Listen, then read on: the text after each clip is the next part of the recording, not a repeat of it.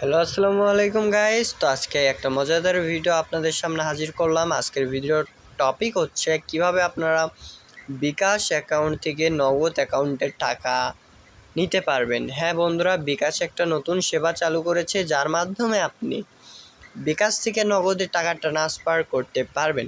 তো চলুন সেই বিষয়টা আজকে আপনাদেরকে দেখাই কিভাবে কাজটি করবেন।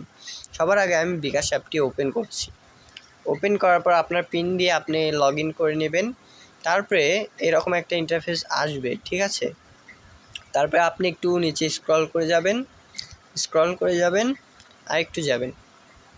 যাওয়ার পর এখানে দেখতে পাচ্ছেন অন্যান্য সেবা নামে একটা অপশন আছে, এটাতে যাবেন। যাওয়ার পরে এদিকে একটু স্ক্রল করবেন, ঠিক আছে।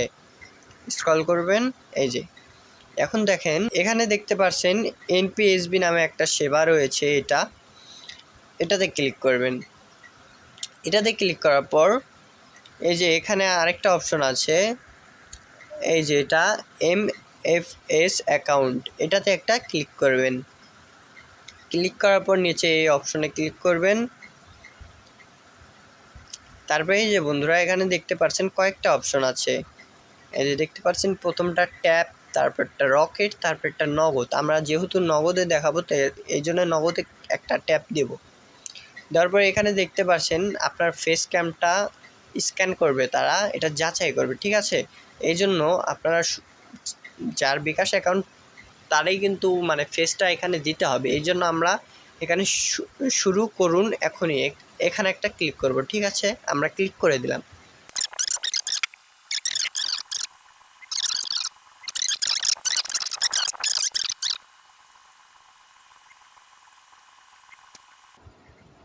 তো বন্ধুরা আমার 3বার চেষ্টা করার পর কিন্তু হয়ে গেল। আমার এখানে আলোর একটু সংকট ছিল, এই জন্য একটু ডিস্টার্ব হয়েছে। তো আপনারা ভুল করবেন না, কি আমি আপনাকে বলি। যার আইডি কার্ডের মাধ্যমে বিকাশ অ্যাকাউন্টটা খুলছেন তার আইডি কার্ড দিয়েই মানে তার ফেস ক্যামটাই এখানে দেবেন, অন্য কারো না, তাহলে কিন্তু হবে না। দ্বিতীয়ত আপনি একটু আলোর সংকট নাই এমন জায়গা থেকে ফেস ক্যামটা করবেন, ঠিক আছে। তারপরে দেখতে পাচ্ছেন আমার এটা হয়ে গেছে, যেহেতু আমি এগিয়ে যান এখানে ক্লিক করব। তারপরে এখানে দেখতে পাচ্ছেন এখানে অ্যাকাউন্ট নাম্বারটা দিতে বলছে, আপনার নগদ অ্যাকাউন্ট নাম্বারটা এখানে দিবেন। তারপরে এখানে একটা নাম দিয়ে সেভ করে দেবেন, ঠিক আছে। আমি এখানে আমার অ্যাকাউন্ট নাম্বারটা দিচ্ছি। তো বন্ধুরা এখানে কিন্তু আমার অ্যাকাউন্ট আর একটা টাইটেল দিয়ে দিলাম।